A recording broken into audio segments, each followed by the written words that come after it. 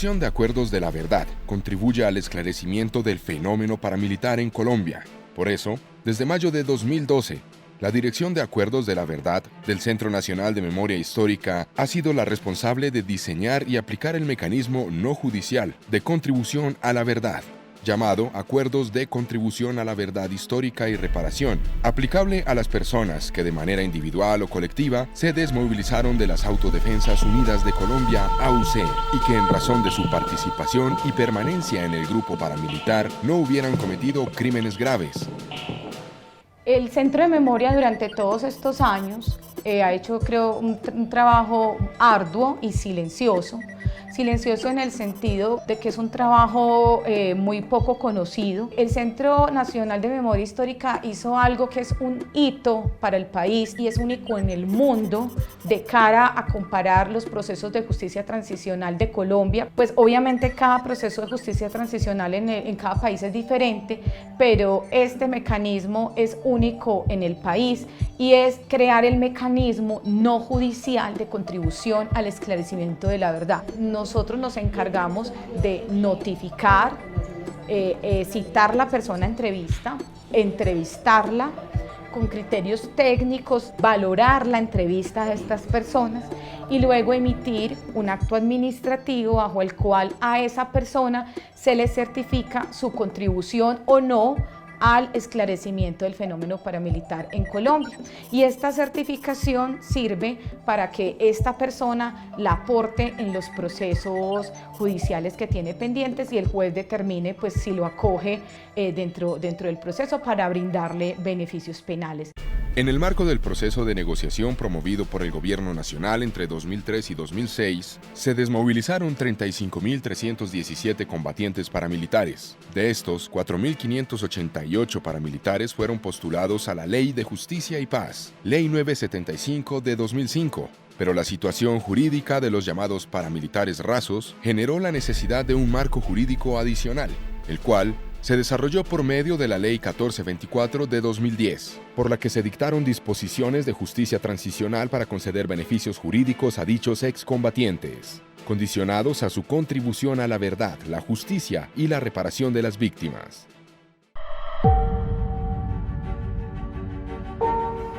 La verdad, decir todo lo que hicimos o todo lo que se hizo y decir la verdad, la pura verdad de las cosas que se hicieron. Esa es la verdad para mí. Uno debe contribuir a la verdad de personas que hicieron cosas malas allá, de uno decir la verdad, de que todo sea por la paz. A mí no me motivó a ingresar a las filas de las paramilitares, no, sino que anteriormente, en el 2003-2004, en Policarpa existía una cosa que se llama La Rentable, que reunían los cocheros, por ahí dicen La Zorra, los coches. Allá llegaba mucha gente, comandante, muchos paramilitares, y lo entusiasmaban, ve, hay un viaje para tal parte, vamos a trabajar para tal parte. Entonces uno viendo esa gente, uno se motiva, vamos. Y cuando fuimos a llegar allá, el día de los hechos, nos encontramos que estábamos los paramilitares. Entonces, como éramos jóvenes de 16, 17 años, nos tocó quedarnos allá. Y ya estuvimos 16 meses, estuvimos en las filas de la autodefensa en el Putumayo, y ya desde ahí vengo vinculado al proceso, que entré a la autodefensa. Pero no es que me haya motivado, que porque a mí me gusta eso, no. Fue que me llevaron prácticamente engañado.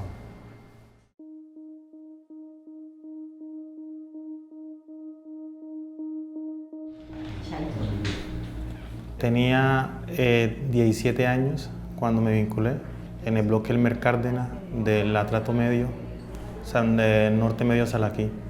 Hicieron una redada en Nueva Colonia, nos dijeron que íbamos a jugar un partido de fútbol, nos montaron en unos camiones y resultamos yéndonos hasta el lado del Chocó. Cuando llegamos allá vimos que no era eso, pero ya estábamos allá, no podíamos hacer más nada, sino seguir las órdenes de ellos. Mi mamá sufrió mucho, mi padre también, pero no podían hacer más nada porque ya había estado metido en los grupos. Yo ya le había dicho que yo estaba por allá y que no se preocupaban por mí, que yo estaba muy bien, que yo me iba a comportar bien para poder salir. hasta que llegó la desmovilización, gracias a Dios. Me desmovilicé porque allí cumplí la edad mía de 18 años y me dejaron venir. Al año fue que se enteró de que yo estaba en el Chocó por medio de unos compañeros que salieron a permiso. Ella le comentaron que yo estaba vivo, que estaba en el Chocó. Fue la única manera de ella enterarse. Pues yo hasta el momento nunca he pensado de irme por allá porque fue muy duro lo que me tuvo que pasar a mí por allá. Yo solamente digo que muchachos jóvenes que quieran ir para allá, que no tomen esa decisión. Es muy bueno estar uno en la libertad, no a mano de otras personas. Casi el 20% de las personas que hicieron parte de los grupos paramilitares considera que fueron víctimas de grupos paramilitares. Nosotros llegamos, no había nada, no teníamos ni siquiera oficina, éramos 3 personas y el director en ese momento, que era Álvaro Villarraga. No sabíamos realmente cómo arrancar el trabajo porque pues, la ley era muy ambigua en términos de lo que se necesitaba para diseñar el mecanismo. Fue un proceso de capacitar, de entender el procedimiento, de corregir, de modificar, hasta perfeccionarlo a un punto en el que creo permitió la agilidad en el procedimiento, permitió que las personas finalmente obtuvieran mucho más rápido la respuesta en términos de certificación y permitiera que la dirección accediera a la información y a las contribuciones de manera mucho más práctica. Tenemos un mandato de más de 18.000 procesos con personas en proceso de reintegración. En este momento ya llevamos más de 15.000 procesos, más de 13.000 testimonios, que eso significa más de 55.000 horas de audio que hoy custodia la Dirección de Acuerdos de la Verdad y que hoy estamos poniendo esta información al servicio del nuevo sistema integral de verdad, justicia, reparación y no repetición, es decir, para los procesos que hoy hace la Comisión de Esclarecimiento de la Verdad, la Jurisdicción Especial para la Paz y la Unidad de Búsqueda de Personas Dadas por Desaparecidas. Le correspondió diseñar un mecanismo en el que se definieron los criterios y el procedimiento requeridos para cumplir satisfactoriamente con el ejercicio de contribución a la verdad por parte de las personas reintegradas del paramilitarismo que participan, a condición de que pueda mantenerse el beneficio judicial de libertad considerado a su favor. La 1424 es un proceso administrativo y judicial. El mecanismo de contribución a la verdad del Centro de Memoria Histórica hemos venido trabajando durante los últimos 10 años, 8 años, de manera articulada, junto con otras instituciones con las que hemos convocado la implementación de la Ley 1424, con los fines previstos en esta norma, como es la reintegración de la población AUC a la vida civil y, por supuesto, la contribución a la memoria histórica que adelanta el Centro de Memoria Histórica. Nosotros siempre hemos sido sinceros y lo hemos dicho en todo escenario. Nosotros nos resistimos demasiado a la Dirección de Acuerdos de la Verdad, pero bastante. El acercamiento fue por personas que llegaron a Collaima, nuestra oficina de la CID, de la Asociación de Cabildos Indígenas del Tolima, y fue pues planteando la necesidad de algo que habían contado unas personas que participaron del conflicto armado, en este caso los grupos paramilitares, pues cómo nosotros que fuimos quienes vivimos, cómo podíamos articular pues ese diálogo para aportarle a la nación, ¿no?, que queremos construir.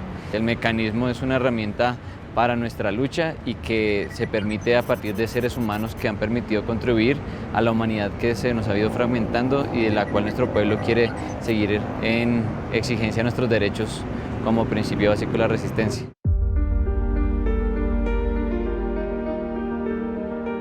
Hay una parte muy importante y es la información cuantitativa, o sea, las cifras que empiezan a salir a partir de estos testimonios.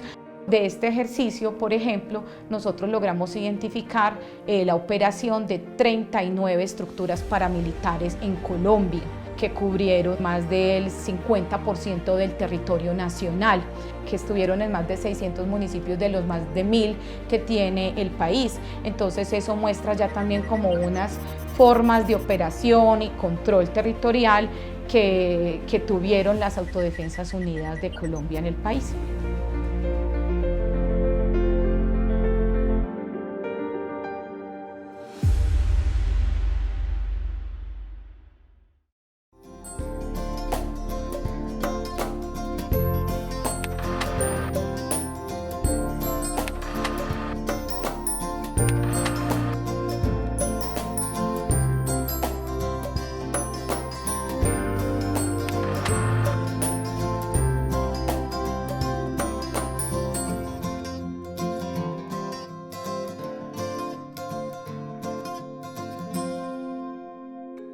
Es la mayor plataforma educativa y cultural para la reparación simbólica a las víctimas y para promover la no repetición. Las víctimas han hecho esto a través de la danza, la música, la pintura, el tejido. Entonces, todas estas expresiones que reconstruyen la memoria y que cuentan qué pasó y por qué les pasó a estas personas, merecen tener un lugar para ser dignificadas y reconocidas dichas memorias.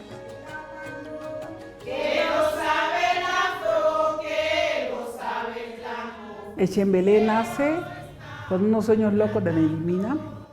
Venimos de diferentes partes del país, pero igual en todos los pueblos afro cantamos alabados. Y cuando nosotros cantamos, como sanamos también ese duelo que nos deja la ausencia de un ser querido. Llevamos mensajes de transformación. No cantamos por cantar, queremos tocar corazones. Es tanta guerra y es tanta violencia, lo que a estos niños hoy más les afecta. El Centro de Memoria y Gestores de Paz logramos construir una serie de 7 talleres, 4 de fotografía y 3 de muralismo, sobre la importancia de la memoria y cómo podríamos plasmar la memoria. Y encaminado en esto, pues digamos que el Centro de Memoria nos propuso ir a la exposición de voces transformadoras que estaban haciendo en Cali, que estamos pensándonos en la memoria como museo. ¿Sí? Entonces, cómo entre todos podemos tejer este museo de memoria que pues para nosotros es muy importante. Nosotros recorrimos el país para hablar con víctimas y con organizaciones sobre para qué el museo y cómo el museo. Y en esta consulta social nos salieron muchos mandatos y muchas recomendaciones para que el museo sea pertinente socialmente. Y una dimensión territorial que implique que las exposiciones vayan y vengan y que el museo y los programas del museo también tengan una presencia territorial. Pero otra dimensión que es fundamental es la dimensión virtual. ¿Por qué? Porque la dimensión virtual le posibilita a muchos públicos acceder a la información del museo.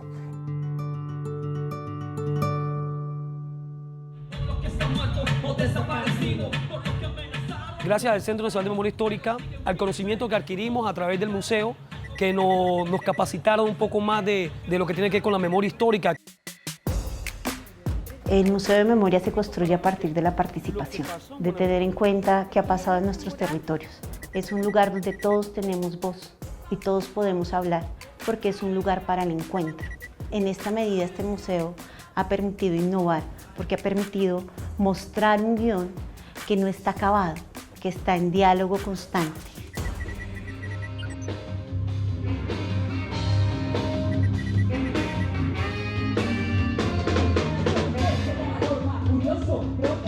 Con el Centro de Memoria Histórica hace unos años tuvimos la oportunidad de trabajar en un álbum que se llamó Tocó Cantar y ahora estamos haciendo parte de este proyecto que se llama Voces para Transformar a Colombia. Es muy importante que desde el Estado se generen este tipo de espacios donde se reconozca que hay una problemática y se le dé voz a las personas sobrevivientes y a quienes son parte de este conflicto. Las actividades pedagógicas, artísticas, académicas, conmemorativas ocurren dentro del museo y fuera de él. Por eso es importante el programa cultural y pedagógico porque complementa el trabajo museográfico, el trabajo de la exposición de los objetos del museo, porque logramos también generar experiencias significativas y transformadoras que atraviesen a los sujetos. Es que el museo aporte asesoría técnica, aporte exposiciones, aporte actividades educativas, aporte todo tipo de actividades que llevamos a cabo en el museo y las lleve a lugares de memoria, museos regionales, distintas instancias a lo largo y ancho del país. ¿Qué va a haber en el museo?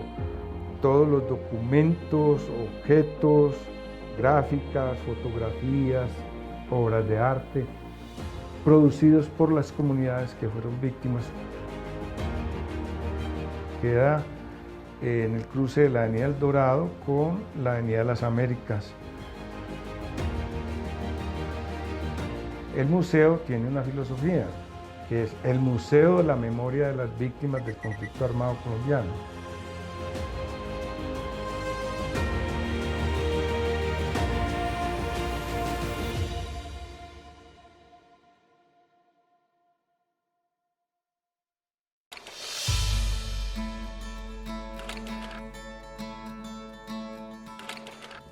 El centro nos ha dotado de esos conocimientos que tal vez no teníamos, conocimientos técnicos, la posibilidad de encontrarnos en diferentes espacios con líderes, lideresas de diferentes regiones. Ha sido un apoyo también en la elaboración de informes de derechos humanos. Yo creo que como institución, quien más conoce de derechos humanos y de situaciones que pasaron en el marco del conflicto es el Centro de Memoria.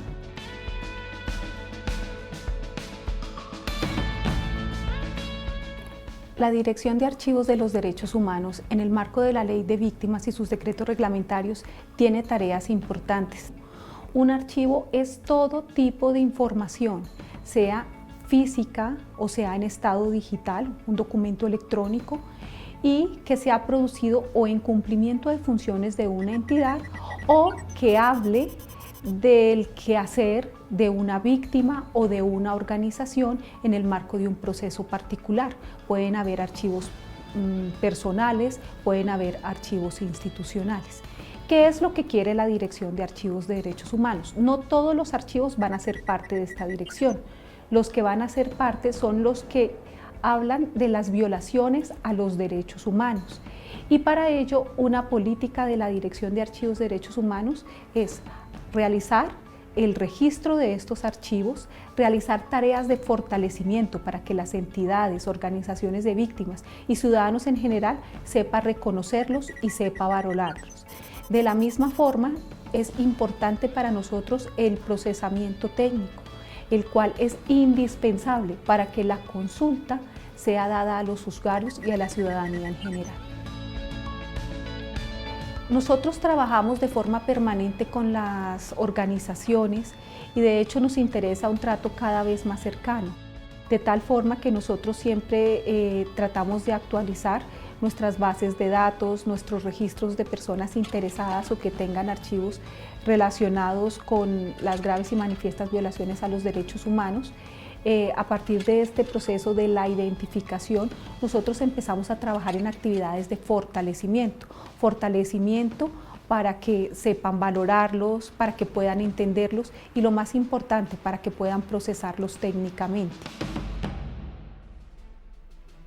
La ANUC, como organización social gremial de los campesinos que cumple sus 50 años de existencia, sufrió en muchas de sus etapas victimización de todo orden y de diferentes actores.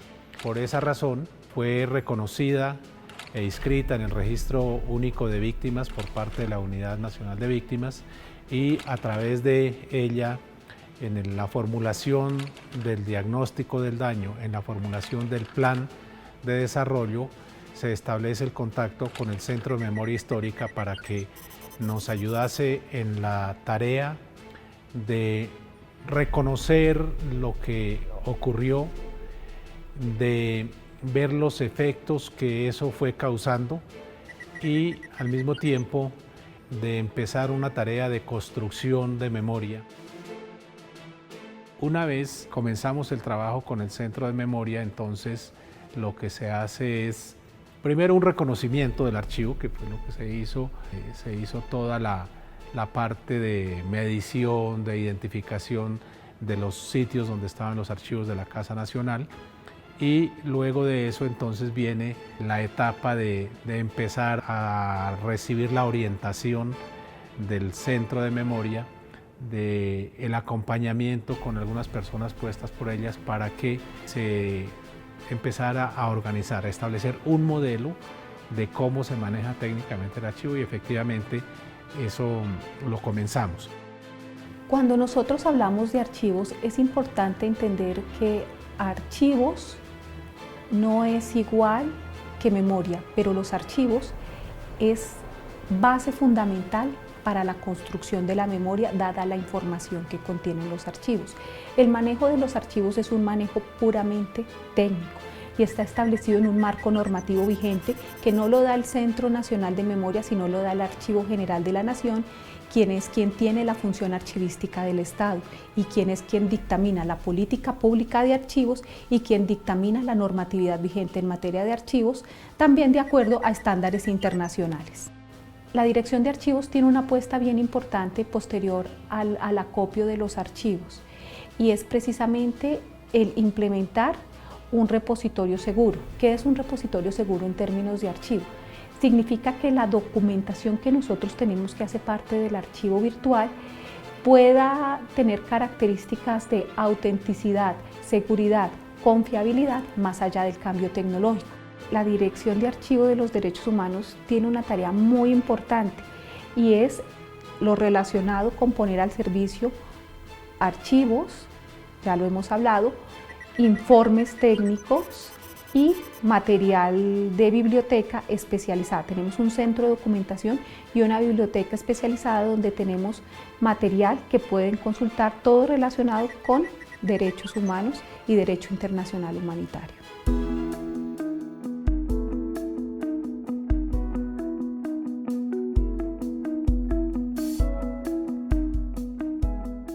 Como organización llevamos 20 años de existencia y siempre hemos documentado todas y cada una de las cosas que hacemos, pero no la teníamos organizada a manera de archivo.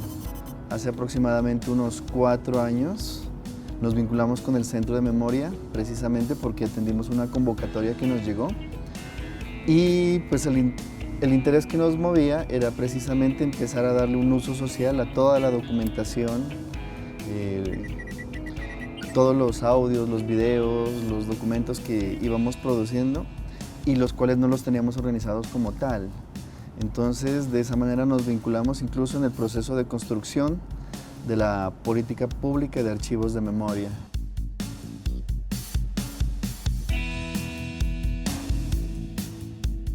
Es importante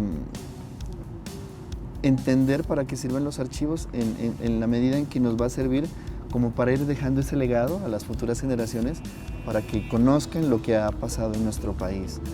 El archivo nos permite repasar esa historia, nos permite conocer aciertos, conocer desaciertos, conocer dificultades, estrategias de cómo se superaron todas esas dificultades. Hay que entender, sin archivos no hay perdón, no hay olvido.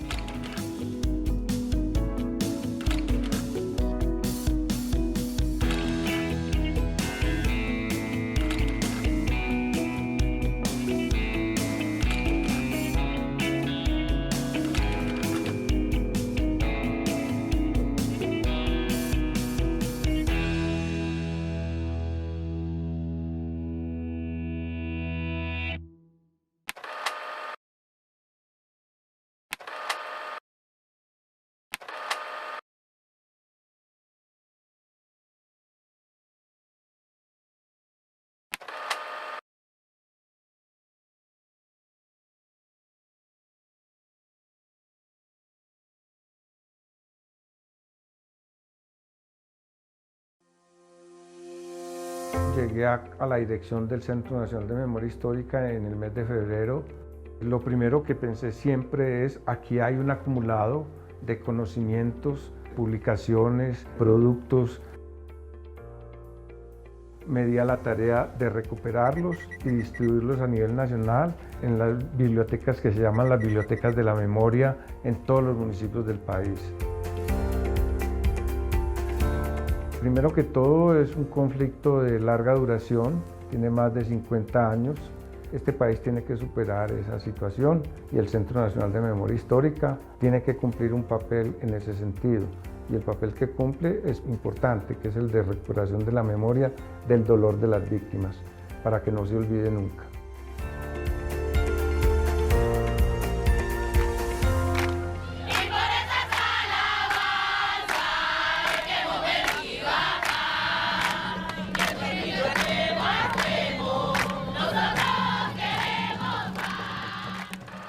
Ya tenemos el convenio con Colciencias, entonces nosotros vamos a aportar 5.600 millones de pesos para adelantar 15 proyectos de investigación sobre el conflicto armado colombiano y su relación con diversos fenómenos de la vida nacional, a través de esos 15 proyectos que se van a realizar por parte de más de 1.250 grupos de investigación que han de participar, los que quieran, a través de los mecanismos de conciencia.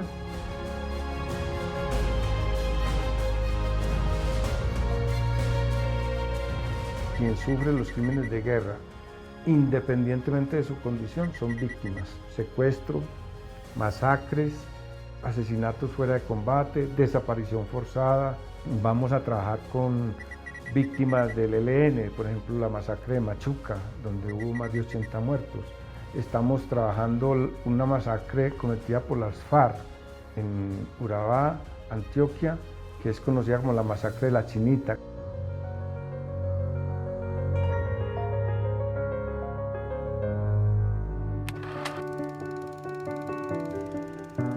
En días recientes asistí a la conmemoración de los 17 años de la muerte de pobladores de Bojayá, que estaban refugiados en una iglesia en medio de un combate que se presentaba entre las FARC y un grupo paramilitar en esa región. Construimos unos cofres con árboles genealógicos de cada familia y se le entregó simbólicamente a cada una de las víctimas de esas familias. En la población de Carmen de Bolívar fue la inauguración del Museo Itinerante del Mochuelo. Se llama itinerante porque recorre unos 17 municipios que hay en la región que fueron azotados por grupos paramilitares y por agentes de la fuerza pública. La presentación de un museo Suenan por ti sobre la matanza de los diputados del Valle a manos de las FARC. Otro informe que se lanzó recientemente es Ser marica en el marco del conflicto. Es uno de los varios textos que se han producido sobre la población LGBT. Es una contribución enorme a que se cambie la mirada y nuestra relación.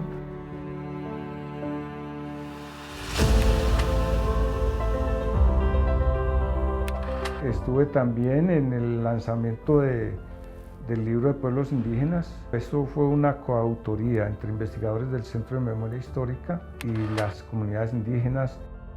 Ese trabajo que había sido hecho por la administración anterior se continuó, se concluyó y se entregó. La consigna que yo he dado en el centro es: digamos duro, gritemos duro, no queremos más víctimas. Nosotros somos abiertos, puertas abiertas, oídos despiertos a todas las víctimas del país.